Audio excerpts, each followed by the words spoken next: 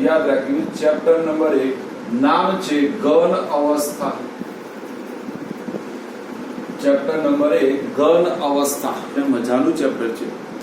આ ચેપ્ટરમાં એક એવી વસ્તુ છે બેટા કે આની અમુક થિયરી એવી છે કે એને સમજવા માટે સંપૂર્ણ આપણે જે ઓરડામાં બેઠા છીએ એ ઓરડાને સમજવો પડે તો જ એની થિયરી આવડે બેટા. એટલે એવા પણ કેટલાક પોઈન્ટ્સ આવશે કે આપણે ઓરડાનો સંપૂર્ણ સદુપયોગ કરીશું. બરાબર બેટા? પ્રવાહી અથવા વાયુ. તો ચલો દ્રવ એટલે શું બધાને આવડી ગયું કે ભાઈ પ્રવાહી અને વાયુના વહી જવાના ગુણધર્મને દ્રવ કહે છે. ચલો શું આવશે બેટા? બોલાડો બધા. પ્રવાહી અને વાયુના વહી જવાના ગુણધર્મને દ્રવ કહે છે અથવા વહનશીલતાના ગુણધર્મને દ્રવ કહે છે. તો કઈ બે અવસ્થા ધરાવે બેટા? પ્રવાહી અને વાયુ. કોણ ધરાવે બેટા? પ્રવાહી. ઓકે, કોઈ મને કહેશે બેટા, બધાને આવડે છે એટલે જ પ્રશ્ન પૂછું, આનો પણ આપણે ચર્ચા કરી કે પ્રવાહી અને વાયુ કેમ વહી જાય બેટા? પ્રવાહી અને વાયુ કેમ વહી શકે? વેરી ડસ વેસ આંતરાણવીય આકર્ષણ બળ. આપણે એવું ભણ્યા હતા કે બેટા પ્રવાહી પદાર્થ અને વાયુ પદાર્થમાં આંતરાણવીય આકર્ષણ બળ એના સ્થાનના કણોને જકડી રાખતું નથી, અને જે સ્થાનના કણોને જકડી ન રાખે એ હંમેશા શું થઈ જાય બેટા? વહી જાય. અને વહી જવું એટલે જ દ્રવ. બોલો, પહેલું દ્રવ એટલે ખબર પડી ગઈ બધાને બેટા? બોલો પડી. દ્રવ એટલે શું બેટા? ફરીથી, દ્રવ એટલે પ્રવાહી અને વાયુ પદાર્થની વહનશીલતાના ગુણધર્મને દ્રવ કહે છે. શું આવશે બેટા? પ્રવાહી અને વાયુ પદાર્થની વહનશીલતાના ગુણધર્મને દ્રવ કહે છે. દ્રવ કેમ હોય તો આપણે યાદ રાખવું પડે કે પ્રવાહી અને વાયુ પદાર્થમાં આંતરાણવીય આકર્ષણ બળ એના સ્થાનના કણોને જકડી રાખતું નથી, માટે પ્રવાહી અને વાયુ પદાર્થ વહી જાય છે. તો જડતા એટલે શું? તો ઘન પદાર્થ જડતા ધરાવે. યાર ઘન પદાર્થ શું ધરાવે બેટા? જડતા. જડતા એટલે દ્રઢતા. એના સ્થાનના કણો અને એના ઘટક કણોને શું કરે બેટા? પકડી રાખે. શું કરે બેટા? પકડી રાખે.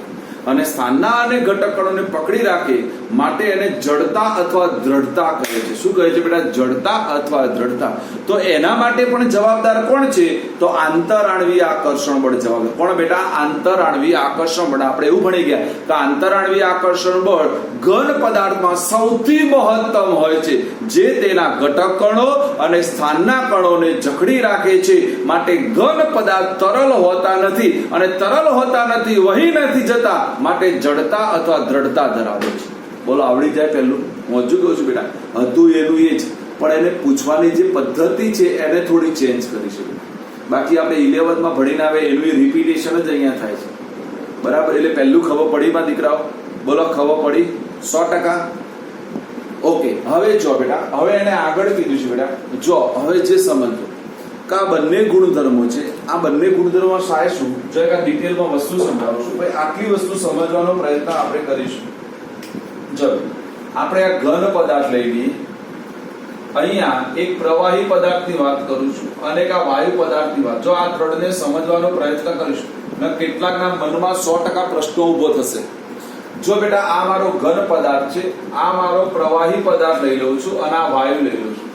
જો ઘન પદાર્થમાં ઘટક કણો છે એ એકબીજાની નજીક આવેલા હોય, હા એમની વચ્ચે આંતરકોશીય અવકાશ તો હોય પણ બહુ નજીક આવેલા હોય ઘન પદાર્થ. બરાબર? પ્રવાહી પદાર્થ એની સાપેક્ષમાં બેટા દૂર આવેલા હોય. પ્રવાહી પદાર્થ એની સાપેક્ષમાં દૂર આવેલા, અને વાયુમાં બહુ જ દૂર આવેલા હોય. કેવા આવેલા હોય બેટા? બહુ જ દૂર. એટલા માટે કે અહીંયા આંતરાણવીય આકર્ષણ બળ નહિવત હોય, અહીંયા આંતરાણવીય આકર્ષણ બળ મહત્તમ હોય. મહત્તમ હોવાથી ઘટક કણોને એકબીજાને ક્યાં રાખે બેટા? નજીક રાખે.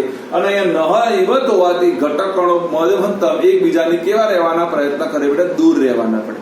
અને આપણે પ્રવાહીમાં ભણીને આવ્યા, ઘન કરતા ઓછું હોય અને વાયુ કરતા કેવું હોય બેટા? વધારે હોય. આ આપણને પહેલા ખબર હોવી જોઈએ. ડર માં દીકરા? કોઈને પહેલા પ્રશ્નમાં કઈ ડાઉટ હોય તો મને પૂછશે, સાહેબ અમને આમાં કઈ ખબર ના પડે. ડર? અને જો ઘન, પ્રવાહી અને વાયુ આ ત્રણે કયા બળથી જોડાયેલા હોય તો એ બળોની પણ આપણે ચર્ચા કરીશું. એટલે આપણો બીજો પ્રશ્ન આવશે બેટા. જો પહેલો પ્રશ્ન આવડી ગયો, બધા જવાબ પણ આપશે. ચલો, કોણ કહેશે દ્રવ એટલે શું? ચલો ફટાફટ, દ્રવ એટલે શું?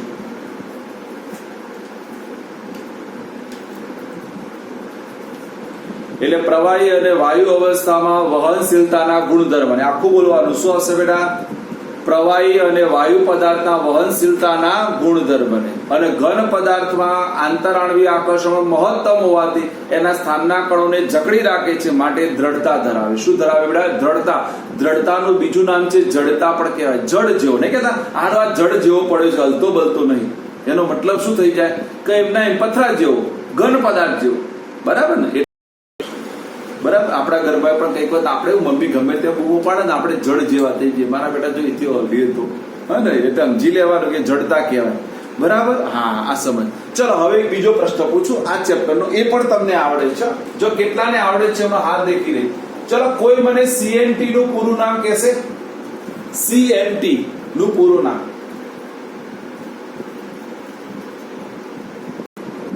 ચલો બેટા યાદ રાખો, કાર્બન નેનોટ્યુબ. સીએનટી નું ફૂલ ફોર્મ યાદ રાખીશું બેટા.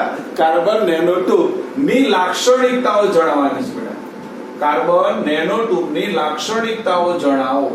જો બધી યાદ નથી રાખવાની, આપણે 3 યાદ રાખવાની છે. કઈ કઈ બેટા? મારી આ કાર્બન નેનોટ્યુબ છે એ યાદ રાખો. જેમ 45 ને 5 પ્રતિ હતા, એમાં કાર્બન નેનોટ્યુબ ને 3 પ્રતિ છે. આપણે એવું યાદ રાખવાનું. 45 ને 5 હતા, કાર્બન નેનોટ્યુબ ને 3 છે. કયા કયા? તો યાદ રાખવાનું બેટા. એ પહેલા તો એને કીધું બેટા સ્ટીલ કરતા વધુ મજબૂત છે. યાદ રાખીશું. શું છે? કાર્બન નેનોટ્યુબ એ બેટા સ્ટીલ કરતા વધારે મજબૂત. એટલે આપણે સ્ટીલને સૌથી મજબૂત માનતા હોય તો એના કરતા પણ એની મજબૂતાઈ વધારે છે. એટલે પહેલું કાર્બન નેનોટ્યુબની પહેલી લાક્ષણિકતા શું થશે બેટા? સ્ટીલ કરતા વધારે મજબૂત. શું થશે બેટા? સ્ટીલ કરતા વધારે મજબૂત. બીજું, એલ્યુમિનિયમ કરતા વધુ હલકી છે. કારણ આપણે ભણીને આવે બેટા કે ધાતુમાં કોઈ સૌથી હલકી ધાતુ હોય તો એલ્યુમિનિયમ. અને આપણે એવું પણ ભણ્યા કે એલ્યુમિનિયમ હલકી ધાતુ હોવાથી તેના કાગળ જેવા પાતળા પતરા બનાવી શકાય, જેને આપણે એલ્યુમિનિયમ ફોઇલ કહીએ. આપણે સારો નાસ્તો બનાવ્યો હોય તો એલ્યુમિનિયમ ફોઇલમાં બરોબર પેક કરી રાખીએ એટલે ગરમા ગરમ રહે. કોપર કરતા વધુ વાહકતા ધરાવે. એટલે વિદ્યુતની વાહકતામાં એ કોપર કરતા પણ વધારે સુવાહક છે. આ 3 એના મુખ્ય ગુણધર્મો. કયા 3 ગુણધર્મો? ચલો બધાને આવડી જાય. સ્ટીલ કરતા વધારે, બોલો ફટાફટ. સ્ટીલ કરતા વધારે મજબૂત, એલ્યુમિનિયમ કરતા વધારે હલકી, અને ત્રીજું બેટા કોપર કરતા વધારે સુવાહક છે. શું છે બેટા? કોપર કરતા વધારે સુવાહક છે. બોલો આવડી જાય માં દીકરાઓ? બોલો આવડી જાય કાર્બન નેનોટ્યુબના ગુણધર્મો? બોલો ખબર પડી કે ના પડી માં દીકરાઓ કાર્બન નેનોટ્યુબના ગુણધર્મો? ચલો હવે ત્રીજો પ્રશ્ન છે. જો બેટા હવે જે ભણાવું છું એ તમારા માટે થોડું નવું છે. બરાબર? એટલે બધા એને થોડો સમજવાનો પ્રયત્ન કરજો.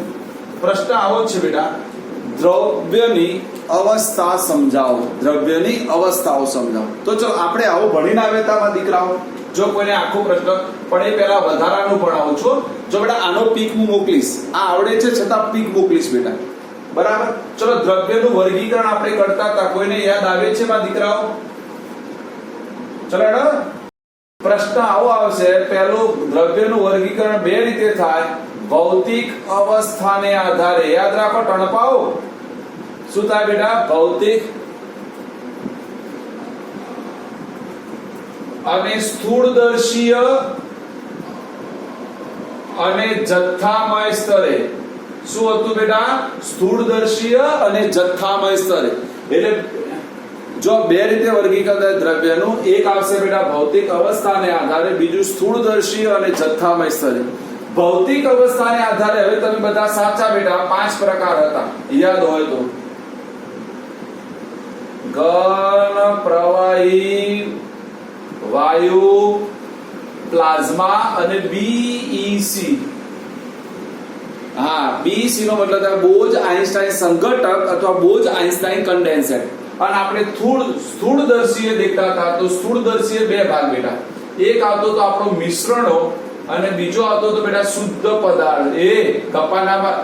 ગપ્પાનામાનો મિશ્રણો અને શુદ્ધ પદાર્થો આવતું. શું આવતું બેટા? મિશ્રણો અને શુદ્ધ પદાર્થ. હા, અને મિશ્રણમાં બે બેટા. હા, આ નહીં આવડતું અને કોઈ હવે એવું લાગે છે બધા રમે તે ચડ્યા છો એટલે ભણાવવાનું બંધ કરો. જો બેટા બંધ કરો અવાજ બધાના, બંધ કરો, સાલી ચમચીઓ અવાજ બંધ કરો બધી.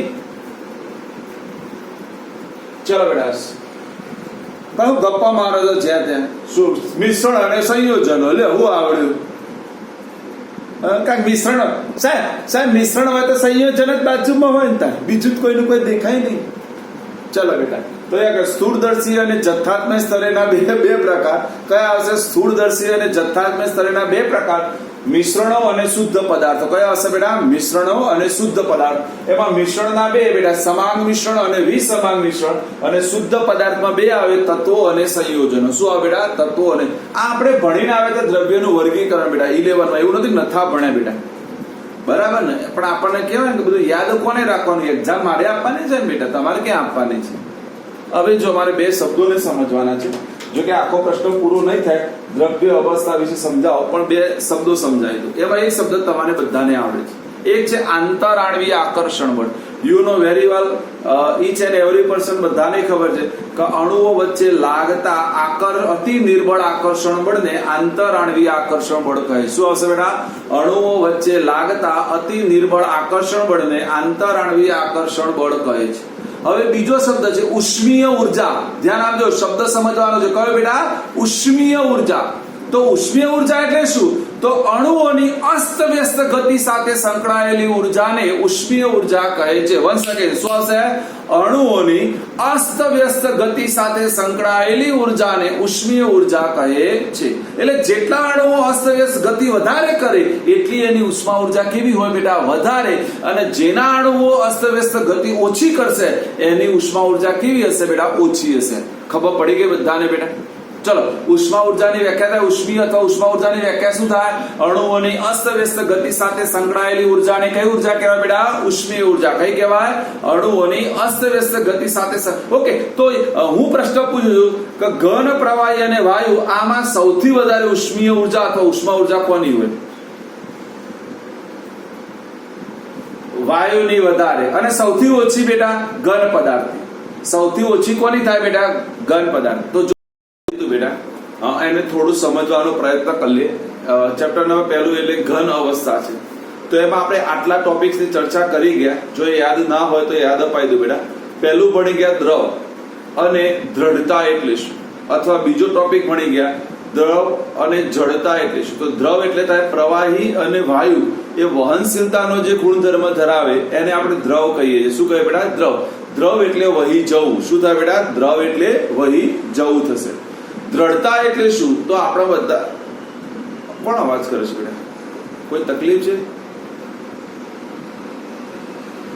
જો બેટા દ્રઢતા એટલે શું? તો ઘન પદાર્થ એવા છે બેટા કે ઘન પદાર્થ વહી જવાનો ગુણધર્મ ધરાવતા નથી. કારણ કે એમાં આંતરાણવીય આકર્ષણ પણ એટલું મહત્તમ હોય છે જે તેના ઘટક કણો અને સ્થાનના કણોને શું કરે છે બેટા? જકડી રાખે છે. એટલે ઘન પદાર્થ છે એ જડતા અથવા દ્રઢતાનો ગુણધર્મ ધરાવે છે. આની આપણે ચર્ચા કરી ગયા. બીજી આપણે ચર્ચા કરી ગયા કાર્બન નેનોટ્યુબની લાક્ષણિકતા. તો મેં તમને કીધું કાર્બન નેનોટ્યુબ એના 3 ઘરવાળા છે. આપણે જો યાદ હોય તો કીધું કે સ્ટીલ કરતા વધારે મજબૂત છે, એલ્યુમિનિયમ કરતા વધારે હલકું છે અને કોપર કરતા વધારે શું છે બેટા? સુવાહક છે. શું છે? કોપર કરતા વધારે સુવાહક છે. એના પછી મારે હવે જે ભણવું છે એ દ્રવ અવસ્થા વિશે સમજાવો. ત્રીજો પ્રશ્ન છે. પણ એના માટે મેં તમને યાદ હોય તો 2 ટોપિક કીધા હતા. જો કોઈને યાદ હોય તો ફરીથી કહી દઉં છું. યાદ આપવા આંતર આણવીય આકર્ષણ બળ. ચલો, વ્યાખ્યા આપણે આપી હતી. અણુઓ વચ્ચે પ્રવર્તા અતિ નિર્બળ આકર્ષણ બળને આંતર આણવીય આકર્ષણ બળ કહે છે. અને ઉષ્મીય ઉર્જા અથવા ઉષ્મા ઉર્જા એટલે શું? તો અણુઓની અસ્તવ્યસ્ત ગતિ સાથે સંકળાયેલી ઉર્જાને ઉષ્મા ઉર્જા અથવા ઉષ્મીય ઉર્જા કહે છે. આની વ્યાખ્યા લખી નથી. કોઈ જગ્યાએ નોટ ડાઉન કરવી હોય તો ખરી નાખજો માં દીકરાઓ. બરાબર, ફરીથી બોલું છું કે ઉષ્મા ઉર્જા એટલે શું? તો શું હશે બેટા? અણુઓની અસ્તવ્યસ્ત ગતિ સાથે સંકળાયેલી ઉર્જાને ઉષ્મા ઉર્જા અથવા ઉષ્મીય ઉર્જા કહે છે. One second. અણુઓની અસ્તવ્યસ્ત ગતિ સાથે સંકળાયેલી ઉર્જાને ઉષ્મા ઉર્જા અથવા ઉષ્મીય ઉર્જા કહે છે. જો હવે એને કીધું છે કે બેટા દ્રવ્યની અવસ્થા વિશે સમજાવો. તો બેટા દ્રવ્યની મુખ્ય 3 અવસ્થાઓ. આમ તો દ્રવ્યની અવસ્થાઓ દેખીએ તો આપણે આવું વર્ગીકરણ કર્યું હતું. જો કોઈને યાદ આવે તો બેટા કે દ્રવ્યનું વર્ગીકરણ કરીએ તો 2 રીતે થાય. ભૌતિક અવસ્થાને આધારે અને સ્થૂળદર્શીય અને જથ્થામય સ્તરે. ભૌતિક અવસ્થાને આધારે બેટા 5 પ્રકાર હતા: ઘન, પ્રવાહી, વાયુ, plasma, BEC. BEC form Bose Einstein condensate. અને સ્થૂળદર્શી અને જથ્થાત્મક સ્તરે દેખીએ તો 2 હતા બેટા: મિશ્રણો અને શુદ્ધ પદાર્થ. મિશ્રણમાં 2 આવે, સમાંગ મિશ્રણ અને વિસમાંગ મિશ્રણ. શુદ્ધ પદાર્થમાં 2 આવે, તત્વ અને સંયોજન. બેટા પણ અહીંયા મારે મુખ્ય 3 વસ્તુની વાત કરવાની કે બેટા દ્રવ્યની મુખ્ય 3 અવસ્થાઓ: ઘન, પ્રવાહી અને વાયુ. કઈ બેટા?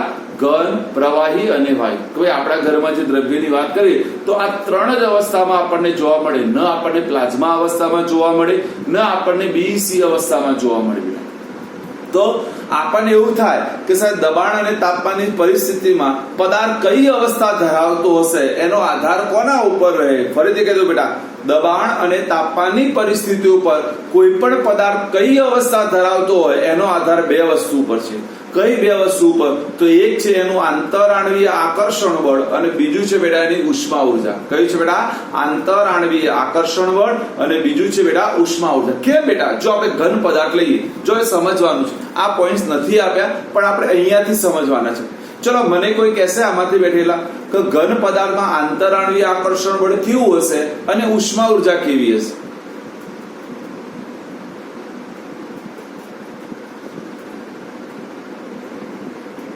અને ઉષ્મા ઉર્જા હા એટલે એનો મતલબ એવો થાય બેટા કે ઘન પદાર્થમાં આંતરાણવીય આકર્ષણ બળ મહત્તમ હોય છે જ્યારે એની ઉષ્મા ઉર્જા સૌથી ઓછી એટલે ન્યૂનતમ હોય. કારણ કે બેટા આપણે ખબર, મેં ગઈ વખતે એક આકૃતિ હતી કે ઘન પદાર્થના અણુઓ બિલકુલ ફિક્સ વ્યવસ્થિત ગોઠવણી ધરાવે અને વ્યવસ્થિત ગોઠવણી કરાવે તો એની અસ્તવ્યસ્ત ગતિ હોય નહીં. ફરીથી કહેજો બેટા, એવું નથી કે ઘન પદાર્થ એકદમ એકબીજાની જોડે હોય. બેટા એ શક્ય જ નથી.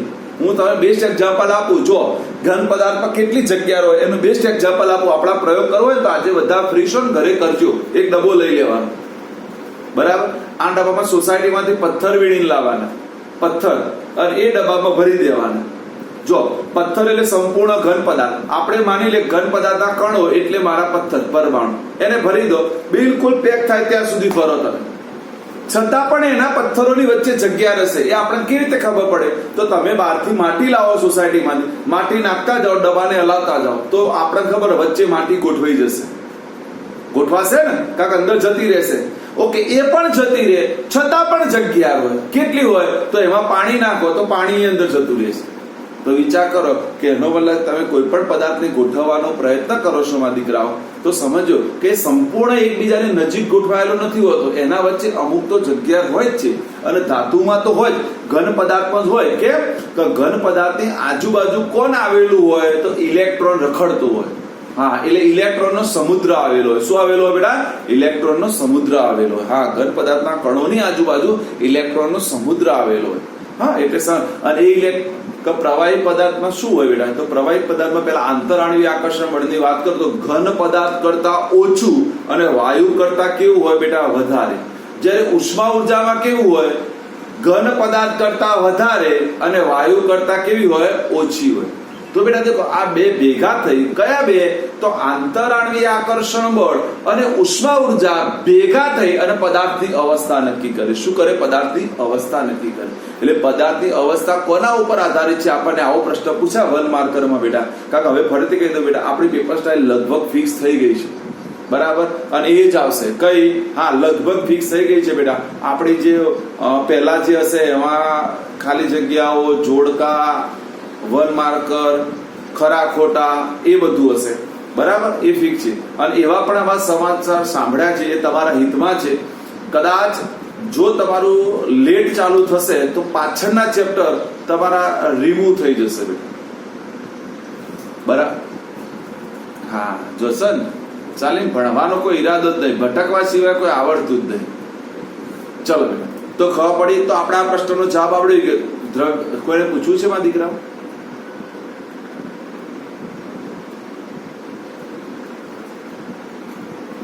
ના બેટા, જો તમારી પેપર સ્ટાઇલ 100 માર્ક્સની હોય તો એમાં 20 માર્ક્સ પાર્ટ એ હશે. કેટલો? 20 માર્ક્સનો બેટા. અને 80 માર્ક્સ થિયરી અને 20 માર્ક્સ તમારો આરે. અને 20 માર્ક્સમાં 4 પોર્શન હશે. કેટલા પોર્શન હશે બેટા? 4. એમાં ખાલી જગ્યા, એમસીક્યુ, જોડકા, ખરા ખોટા આવે, કાં તો તમને કારણ અને સમજૂતી વાળા આવે, બરાબર? એવું હશે બેટા. એટલે આપણા માટે ઓલરેડી આમ ફાયદો કહેવાય, કારણ કે જો તમારું લખાણ પટ્ટી સારી હોય બેટા તો તમે સારામાં સારું સ્કોરિંગ કરી શકશો, સારામાં સારું સ્કોરિંગ થશે. બરાબર, એટલે થોડી ધ્યાન આપવાની મારા દીકરા. બરાબર, આજે બધાને એક જવાબદારી આપવાનો છું, હમણાં કહું છું, લાસ્ટમાં કહું છું, અત્યારે કહેતો નથી. બરાબર, તો ચલો દ્રવ્યની અવસ્થા વિશે આવડી ગયું. દ્રવ્યની અવસ્થા વિશે સમજાવો તો આપણે કે દ્રવ્યની મુખ્ય 3 અવસ્થાઓ છે, ઘન, પ્રવાહી અને વાયુ. દ્રવ્યની અવસ્થા ઉપર દબાણ અને તાપમાન અસર હોય ત્યારે કયા 2 પરિબળો અસર કરશે બેટા? આંતરાણવીય આકર્ષણ બળ અને બીજું કયું આવશે બેટા? ઉષ્મા ઉર્જા. આંતરાણવીય આકર્ષણ બળ ઘટક કણોને એકબીજાની નજીક લાવે છે, જ્યારે ઉષ્મા ઉર્જા એ શું કરે છે? ઘટક કણોને એકબીજાથી ક્યાં લઈ જાય છે બેટા? દૂર લઈ જાય છે. એટલે આ 2 ભેગા થઈ અને પદાર્થની શું નક્કી કરશે? અવસ્થા નક્કી કરશે.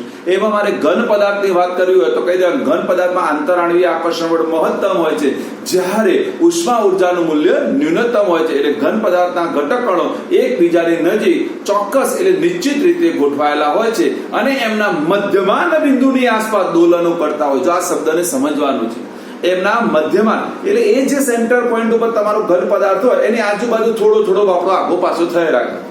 બરાબર, વધારે નહીં. બરાબર, કારણ મેં તમને કહ્યું એની આજુબાજુ જગ્યા હોય અને હોય. કોની જગ્યા હોય બેટા? ફરીથી શબ્દને યાદ રાખજો, ઇલેક્ટ્રોન સમુદ્ર હોય. કયો હોય બેટા? ઇલેક્ટ્રોન સમુદ્ર હોય. કે જે માર્ગમાં ઇલેક્ટ્રોન ગતિ કરે. બોલો, આવડી ગયો બેટા બધાને? પડી ગઈ. એના પછીનો પ્રશ્ન હું પૂછું છું બેટા, હું જેને પૂછું એ ઉવાચ કરશે. મને એટલું જાણવું છે કે કેટલાને ખબર છે. મારે ભણવો છે બેટા ઘન પદાર્થની લાક્ષણિકતાઓ ભણવી છે. ઘન પદાર્થની લાક્ષણિકતાઓ બધા બોલવાની છે. શું હશે બેટા? ઘન પદાર્થને ચોક્કસ આકાર અને કદ હોય છે. આપણે કોઈ પણ ઘન પદાર્થ લઈએ તો એનો ચોક્કસ આકાર હોય, ચોક્કસ શું હોય બેટા? કદ હોય.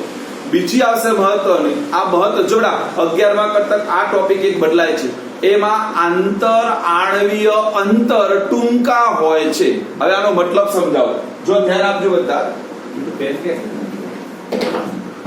જો બેટા આપણે એક આવી આકૃતિ દોરી હતી, જો કોઈને યાદ આવે તો બેટા, તો ઘન પદાર્થમાં અણુઓની ગોઠવણી કેવી હોય બેટા? નિશ્ચિત હોય બેટા. તો એટલા માટે એનું આ આંતરાણવીય અંતર હોય બેટા, આ અંતર એ બધા પદાર્થોની સાપેક્ષમાં કેવા હોય બેટા? ટૂંકા હોય. કેવા હોય? ટૂંકા. નજીક. મેં કીધું જગ્યા તો હોય પણ આંતરાણવીય અંતર ટૂંકા હોય. જેનું આંતરાણવીય અંતર ટૂંકું એનું આંતરાણવીય આકર્ષણ બળ મહત્તમ. કેવું થાય? મહત્તમ. તો એનો મતલબ બેટા આપણને ભલે અહીંયા નથી આપ્યું પણ આવો પ્રશ્ન પૂછાય કે બેટા વાયુ પદાર્થમાં આંતરાણવીય અંતર કેવું હોય? તો વાયુ પદાર્થમાં આંતરાણવીય અંતર મહત્તમ હોય. કેવું હોય બેટા? મહત્તમ. માટેનું આંતરાણવીય આકર્ષણ બળ કેવું હોય બેટા? ન્યૂનતમ હોય. તો એનો મતલબ આપણે કેવું એમસીક્યુ બનાવી શકીએ એમાં દીકરાઓ? બધા નોટ ડાઉન કરો. આંતરાણવીય અંતર અને આંતરાણવીય આકર્ષણ બળ એકબીજાના વ્યસ્ત પ્રમાણમાં હોય છે. આંતરાણવીય અંતર અને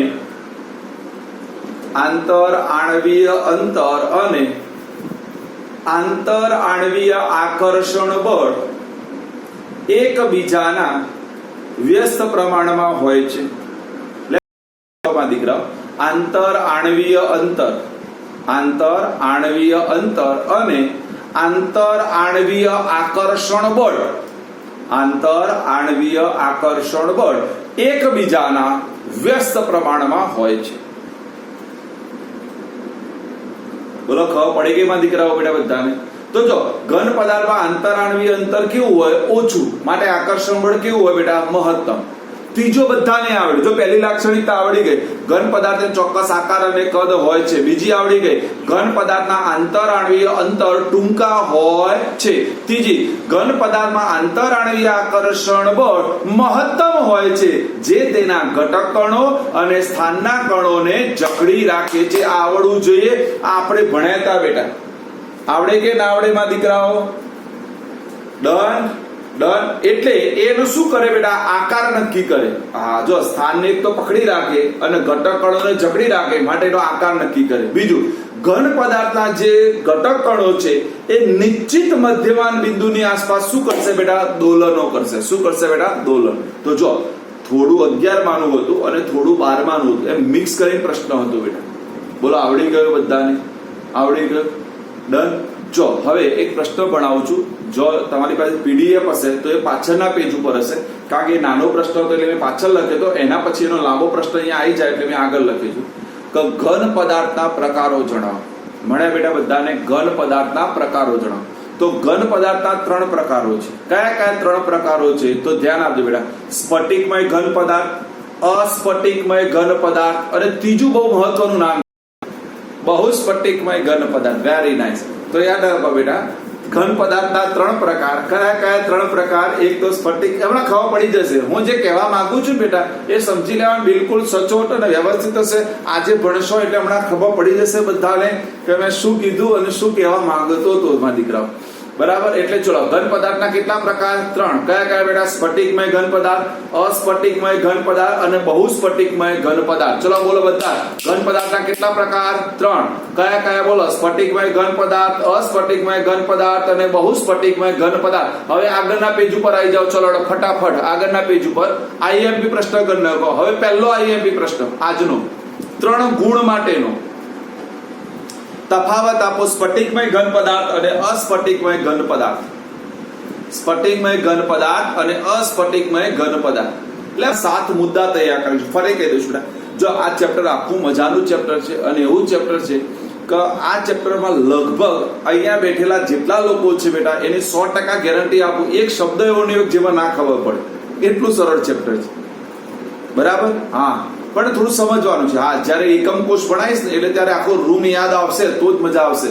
એમ અહીંયા પણ દેખે. જો પેલા સ્ફટિકમય અને ઘન સ્ફટિકમય નો તફાવત આપવો હોય તો એની 7 લાક્ષણિકતાઓ યાદ રાખવી પડે બેટા. જો પહેલી લાઈન છે એમાં 7 લાક્ષણિકતાઓ મેં આપેલી છે. જો તૈયાર કરીએ પહેલી 7 લાક્ષણિકતાઓ કઈ કઈ છે? તો પહેલો છે બેટા એનો આકાર. પહેલા આપણે કોની વાત કરવાની બેટા? આકાર. બીજી વાત કરવાની આપણે ગલન બિંદુ. કોની વાત કરવાની બેટા? ગલન બિંદુ. ત્રીજું છે બેટા ચિરાડ. ચિરાડ નો મતલબ થાય કાપવું થાય. શું થાય બેટા? કાપવું.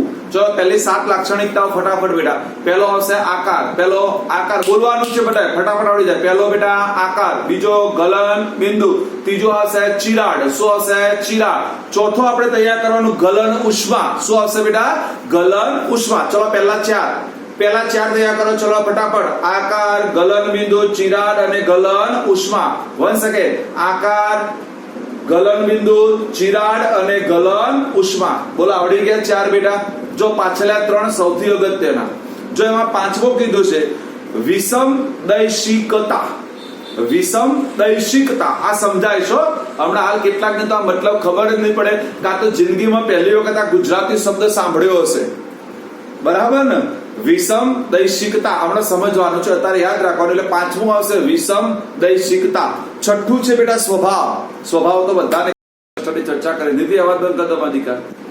જો બેટા પ્રશ્ન મારો આવો છે કે તફાવત આપો સ્ફટિકમય ઘન પદાર્થ અને અસ્ફટિકમય ઘન પદાર્થ. એટલે હું પહેલી જે વાત કરીશ બેટા એ તમારે ધ્યાન આપવાનું. અહીંયા આપણે 2 કોલમ પાડીશું બેટા.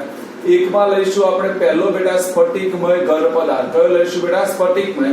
અને બીજી બાજુ હું લઈશ બેટા અસ્ફટિકમય પદાર્થ. કયો લઈશ બેટા? અસ્ફટિકમય પદાર્થ.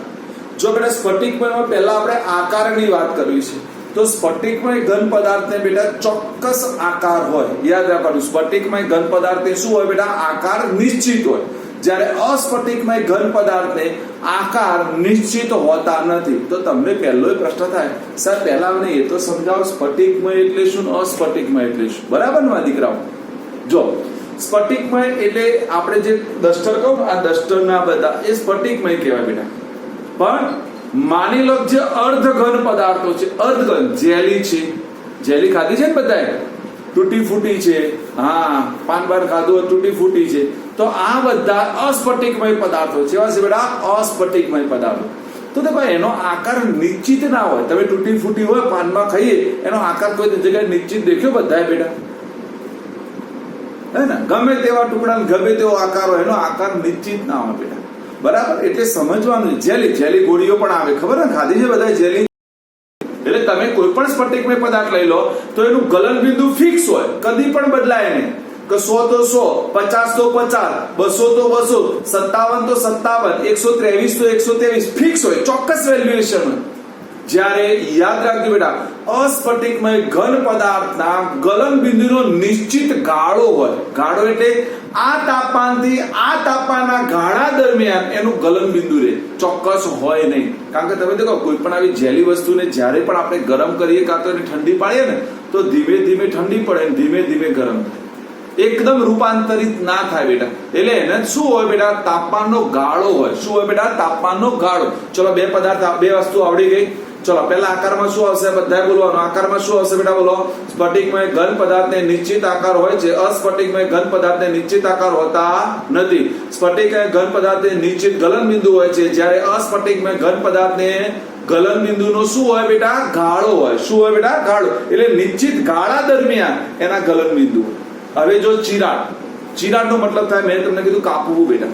તમે ઘન પદાર્થને કોઈ પણ સાધન વડે કાપો બેટા, તો એની જે ધાર મળે તમને, ધાર એ કેવી હોય? સાદી અને સુવાળી હોય. કેવી હોય બેટા? સાદી અને સુવાળી. એટલે તમારો મૂળ જે ઘન પદાર્થ હોય એ ઘન પદાર્થની જેવી ધાર મળે એવી જ તમને આની ધાર મળે. ધાર પણ બદલાય નહીં.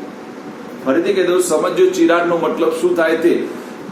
સ્ફટિકમય ઘન પદાર્થ હોય, એને કોઈ સાધન વડે કાપવામાં આવે બેટા, તો એની જે ધાર હોય એ સાદી અને સુવાળી હોય, એટલે વ્યવસ્થિત હોય. જે ઓરિજિનલ ઘન પદાર્થ હોય એવી ને એવી જ હોય. જ્યારે અસ્ફટિકમયમાં એવું થાય જ નહીં બેટા. તમે અસ્ફટિકમય ઘન પદાર્થને કાપો ને તો એની ધાર પહેલા તો સાદી સુવાળી ના હોય, અને પહેલી તો મૂળ પદાર્થને મળતી ના આવે, કદી પણ મળતી ના આવે. બરાબર? તો આ એનો ફરક છે. એટલે ત્રીજો મુદ્દો મને આવડી ગયો. કયો ત્રીજો મુદ્દો આવડી ગયો? 3 મુદ્દા તૈયાર. આકાર થઈ ગયો, પછી શું થઈ ગયું બેટા? ગલન બિંદુ થઈ ગયું, અને ત્રીજું શું થઈ ગયું બેટા? ચિરાડ. એમ ગલન ઉષ્મા. તો ગલન બિંદુનો પોઈન્ટ છે એને રિપીટ કરો. ગલન ઉષ્માના તો શું હશે બેટા? સ્ફટિકમય ઘન પદાર્થને ચોક્કસ ગલન ઉષ્મા હોય છે, જ્યારે અસ્ફટિકમય ઘન પદાર્થને ચોક્કસ ગલન ઉષ્મા હોતી નથી. અને જો હોય તો એની ઉષ્માનો શું હોય? ગલન ઉષ્માનો ગાળો હોય. શું હોય બેટા? ગાળો હોય. હવે જો પાંચમો અને સૌથી અગત્યનો મુદ્દો તમને સમજાવું છું બેટા. વિષમ દૈશિકતા. એના પાછળના પેજ ઉપર 2 પ્રશ્નો પણ છે, તો એ પ્રશ્નોને સાથે આવરી લઉં એટલે આખો મુદ્દો ખબર પડી જાય. જો વિષમ દૈશિકતાનો મતલબ થાય કે કોઈ પણ ઘન પદાર્થો XYZ પદાર્થો એના ગુણધર્મોની વાત છે. કયા 4 ગુણધર્મો યાદ રાખજો બેટા? એક, એની યાંત્રિક મજબૂતાઈ. એક, એની વિદ્યુતીય અવરોધ. ત્રીજો આવશે એનો વક્રીભવન, અને ચોથી આવશે એની વહનશીલતા કે કોઈ પણ એના બીજા વાહકતાના ગુણધર્મો. તો આ 4 ગુણધર્મો જો એના બધી દિશામાં સમાન હોય, યાદ રાખજો બેટા. આ વસ્તુ છે ને એને અહીંયાથી સમજવી પડશે, નહીં તો નહીં ખબર પડે. મેં કીધું ચેપ્ટર બહુ મજાનું છે. પેલા કેવું સ્ટોરી જેવું છે બેટા. એક સ્ટોરી યાદ રાખીએ તો ચેપ્ટર આવડી જાય એવું છે અહીંયા. તો અહીંયા પણ આપણે સમજીએ શું કહેવા માંગે છે આનો મતલબ. તો એને એવું કીધું ભાઈ, જો એના જેટલા ભૌતિક ગુણધર્મો છે, જો એના ભૌતિક ગુણધર્મો બધી દિશામાં સમાન હોય. ભાઈ જો કોઈ પણ સ્ફટિકમય ઘન પદાર્થ આવે ને તો 3 ડાયમેન્શન લેવાનો આપણે. X અક્ષ, Y અક્ષ અને Z અક્ષ. હવે યાદ રાખજો, તમને હવે આ ચેપ્ટરમાં 3 ડાયમેન્શન ખબર હોવી જોઈએ. અત્યાર સુધી આપણે જે બધી વસ્તુ દેખે છે ને 2 ડાયમેન્શનમાં દેખે છે. તો ખબર છે ને બધાને? ખબર છે બેટા? X અક્ષ અને Y. હવે 3 ડાયમેન્શન આપણે પોસિબલ નથી આપણા માટે, કારણ કે 3D હોય. 3D તો આપણે બધા ખબર. થિયેટરમાં 3D ફિલ્મમાં જોવા જઈએ તો શું થાય બેટા? આપણને એવું લાગે કે આપણે રિયલમાં તે પ્રેઝન્ટ છીએ. સમજમાં ધાર ઉપર જતો રહો બેટા, તો આ ધારને 3 ડાયમેન્શન કહેવાય. જો દેખો, એક એની આ દિવાલ એટલે આપણો આ X અક્ષ થાય થશે બેટા. બીજી આપણી આ દિવાલ થશે, જે શું થશે બેટા? Y અક્ષ. તમે ઉપર દેખો તો ખબર પડી જાય. તો 3 ધાર મળશે. એક X અક્ષ, Y અક્ષ અને આ થશે Z અક્ષ. તમે ઉપરનો કોર્નર ટોચ દેખી લો બેટા. એટલે પીક પોઈન્ટ ને દેખો. પીક પોઈન્ટમાં તમારે 3 લાઈન દેખાય લાઈન. ખૂણો હોય ને ખૂણો, એ 3 લાઈન દેખાય આમ. હા, હું હજુ કહું છું કે રૂમ ને સમજો ને એટલું આવડી જાય બેટા. આ ચેપ્ટર રૂમ ઉપર ભણવાનું છે, એટલી મજા આવશે. તો એને શું કીધું? જો સ્ફટિકમય ઘન પદાર્થમાં શું હોય બેટા? સમજ્યો. હવે વિષમ દૈશિકતાની વાત કરું. સ્ફટિકમય ઘન પદાર્થમાં એના બધા જ ગુણધર્મો આ બધી જ દિશામાં સમાન ન હોય. યાદ રાખો બેટા, સ્ફટિકમય ઘન પદાર્થમાં એના બધા જ ગુણધર્મો આ બધી જ દિશામાં સમાન ન હોય. એટલા માટે મોસ્ટ ઇમ્પોર્ટન્ટ અંડરલાઈન કરો બધા જ લાઈન. જો એને આપ્યું છે બેટા કે તે સ્વભાવવાળી, દેખો વિષમ દૈશિકતામાં દેખો તે સ્વભાવે વિષમ દૈશિક હોય છે. વિષમ દૈશિકનો મતલબ બધી જ દિશામાં સરખા હોતા નથી. જ્યારે સ્ફટિકમય, મારો 7મો પોઈન્ટ આવડી ગયો. 7મો પોઈન્ટ મેં અંદર જ લઈ લીધો. જ્યારે વિષમ દૈશિક અને સમદૈશિક ભણાવી એમાં જ લઈ લીધો કે સ્ફટિકમય ઘન પદાર્થની ગોઠવણી લાંબા અંતર સુધી કેવી હોય બેટા? વ્યવસ્થિત હોય. અસ્ફટિકમયની લાંબા અંતર સુધી વ્યવસ્થિત ના હોય, એટલે ટૂંકા ગાળા માટેની જ વ્યવસ્થિત હોય. કેવી હોય બેટા? ટૂંકા ગાળા માટે. બોલો 7 મુદ્દા આવડી ગયા બધાને? જો ફરીથી 7 મુદ્દા યાદ રાખો. હું ફરીથી કહું બેટા, આ પ્રશ્નો કેવા, આ ચેપ્ટર કેવું છે ખબર? રિયલમાં કહી દઉં બેટા. જો અહીંયાથી સમજશો બેટા તો 101% કહું વાંચવાની જરૂર જ નહીં આ ચેપ્ટર, એટલું મજાનું ચેપ્ટર છે. બરાબર. તો ચલો સાથે સાત મુદ્દા યાદ કરો. પહેલો કયો હતો માલિકા? આકાર. બરાબર. બેની કમ્પેરિઝન કરીએ. ચલો આકાર સ્ફટિકમાં ચોક્કસ, અસ્ફટિકમયમાં અચોક્કસ. પછી ગલનબિંદુ સ્ફટિકમયમાં નિશ્ચિત. પેલામાં ગલનબિંદુનો શું મળે બેટા? ગાળો મળે. ચિરાડ, ચિરાડમાં શું મળે બેટા? તો પેલા ચિરાડ કરીએ તો એની જે ધાર છે સાદી અને સુવાળી મળે, એટલે મૂળ પદાર્થ જેવી જ મળે, જ્યારે પેલામાં મૂળ પદાર્થ જેવી મળશે નહીં. ગલન ઉષ્મા પેલામાં નિશ્ચિત હોય, પેલામાં નિશ્ચિત ના હોય તો એનો ગાળો હોય. પછી વિષમદર્શિકતા, તો સ્ફટિકમયમાં વિષમદર્શિક અને અસ્ફટિકમયમાં બેટા સમદર્શિક હોય. પછી આવે સ્વભાવ, તો સાચા છે, પેલા આભાસી છે, પેલામાં લાંબા ગાળાની ગોઠવણી છે, પેલામાં ટૂંકા ગાળાની ગોઠવણી છે. બોલો થઈ ગયું ના થઈ ગયું? બધાને આવડી ગયું માં દીકરાઓ? કોઈને કઈ ડાઉટ હોય તો મને પૂછો બેટા. પહેલા પેજમાં હવે કોઈને કઈ ડાઉટ લાગે તો મને પૂછો, પૂછી શકો છો બેટા. કોઈ પણ વસ્તુ ના આવડતી હોય નહીં માં દીકરા? 100%. તો ચલો બીજા પેજ ઉપર આપણે જઈએ. બીજા પેજનો પહેલો પ્રશ્ન બધાને આવડી ગયો. ચલો દેખી લો. કયો હતો બેટા? બોલો. ઘન પદાર્થના કેટલા પ્રકારો બેટા? 3. કયા કયા 3 પ્રકારો કીધા બેટા? બોલો આપણે ફટાફટ. સ્ફટિકમય, અસ્ફટિકમય અને બહુસ્ફટિકમય. હવે જો ત્યાં કારણ આપેલું છે. ચલો પહેલા 2 કારણ હું નહીં ભણાવું. કેમ નહીં ભણાવું? ચેક કર. જો જેની પાસે મટીરિયલ હોય દેખો બેટા, પહેલા 2 હું કારણ નહીં ભણાવું. જો પહેલું આપ્યું છે અસ્ફટિકમય ઘન પદાર્થો સ્વભાવે સમદૈશિક હોય છે, અને બીજું કારણ છે સ્ફટિકમય ઘન પદાર્થો સ્વભાવે વિષમદૈશિક હોય છે. બોલો ના ભણાવું ચાલે? એનો ટોટલી વસ્તુ મેં કહી દીધી, એના તફાવત A to Z. ડરમાં દીકરાઓ? હવે જો મહિમાબેન, હવે તમે ધ્યાન આપો. હવે તમારો ટોપિક શરૂ થયો. મેં તારા ભાઈ બોલા ત્રીજો પ્રકાર એટલે બહુસ્ફટિક. મહિમા મને દેખાવી જોઈએ. ક્યાં ગઈ માં દીકરી? દેખાતી નથી. હા યસ યસ. મહિમા યાદ રાખો બેટા. ત્રીજો પ્રકાર છે બહુસ્ફટિક. બહુસ્ફટિકમાં શું થાય? જો પહેલી લાઈન જ એને કીધી છે કે બહુસ્ફટિક દેખી રીતે અસ્ફટિકમય જેવા હોય, એટલે તમે દેખાવે દેખો ને તો આપણને અસ્ફટિકમય લાગે, પણ રિયલમાં એના અણુઓની ગોઠવણી સ્ફટિકમય જેવી હોય. કેવી હોય બેટા? સ્ફટિકમય જેવી હોય. એટલે યાદ રાખવાનું, દેખાવે કેવા હોય બેટા? અસ્ફટિકમય, પણ રિયલમાં શું છે બેટા? સ્ફટિકમય છે. એટલે યુ નો વેરી વેલ, તું સારી રીતે સમજી શકે છે કે હા સમજી ગઈ મારી દીકરી, હસી લીધે મારી દીકરાએ. હા ચાલો બેટા. ઓકે. તો ચલો બધાને આવડી ગયા. બહુસ્ફટિકનો પહેલો ગુણધર્મ આવડી ગયો. શું આવડી ગયું માં દીકરાઓ? બોલો. પહેલો બેટા કે તમે દેખાવે દેખો તો કેવા દે. જો ફરીથી કહું છું, જો પહેલી લાઈન ને સમજશો ને બેટા તો 101% કહું બાકીનું બધું આવડી જશે. પહેલી લાઈનમાં એના બધા પ્રશ્નોનો જવાબ છે બેટા. કે દેખાવે કેવા છે બેટા? અસ્ફટિકમય છે. અને રિયલમાં કેવા છે બેટા? રિયલમાં સ્ફટિકમય છે. ચાલ દેખાવે અસ્ફટિકમય હોય તો કાયદેસર તમે દેખો કે મારે વિષમદૈશિકતાનો ગુણધર્મ દેખવો હોય તો એનો મતલબ દેખાવે કેવો દેખાય મને બેટા? અસ્ફટિકમય છે તો એનો મતલબ દેખાવે અસ્ફટિકમય હોય એટલે દેખાય કેવો આપણને? બોલો. વિષમદર્શિક દેખાય, પણ રિયલમાં એ સમદર્શિક છે. યાદ રાખો બેટા. ફરી ઊંધું છે, ઓપોઝ છે ભાઈ. દેખાવ અને સમદર્શિકતાના ગુણધર્મો ઓપોઝ પણ છે. દેખજો બધા જ. કારણ કે આપણે ભણી ગયા અસ્ફટિકમય હોય બેટા તો કેવો હોવો જોઈએ? સમદર્શિક હોવો જોઈએ. અને સ્ફટિકમય હોય તો કેવો હોવો જોઈએ બેટા? વિષમદર્શિક હોવો જોઈએ. એટલે આ દેખાવે કેવો છે? વિષમદર્શિક છે, જ્યારે રિયલમાં કેવો છે બેટા? સમદર્શિક છે. એટલે જો આપણે તફાવત પાડવાનો તો જ આખો પોઈન્ટ આવડે છે. ચલો બહુસ્ફટિકમયનો મતલબ શું થશે બેટા? બોલો. પહેલી મુદ્દી આવડી ગઈ. બહુસ્ફટિકમયનો પહેલો મુદ્દો દેખાવે કેવા?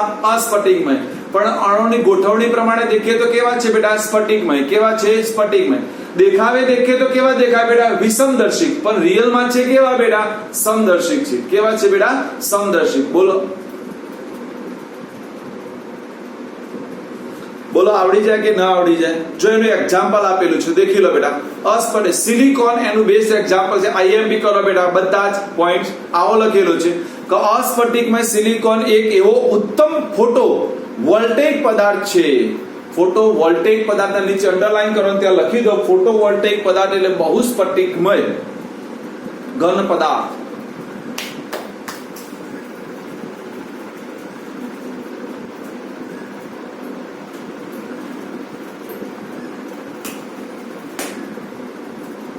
થઈ ગયું માં દીકરાઓ? હવે આપણે બધા ખબર ચલો સિલિકોન શું કરે સૌર ઉર્જાનું કઈ ઉર્જામાં રૂપાંતર કરશે બેટા બોલાડો વિદ્યુત ઉર્જામાં રૂપાંતર કરે કારણ કે સિલિકોન નો ઉપયોગ ક્યાં થશે બેટા બોલાડો સોલર સેલમાં થાય ક્યાં થાય એમાં દીકરાઓ સોલર સેલમાં અને સૌર ઉર્જાનું શેમાં રૂપાંતર કરશે બેટા વિદ્યુત ઉર્જામાં રૂપાંતર કરશે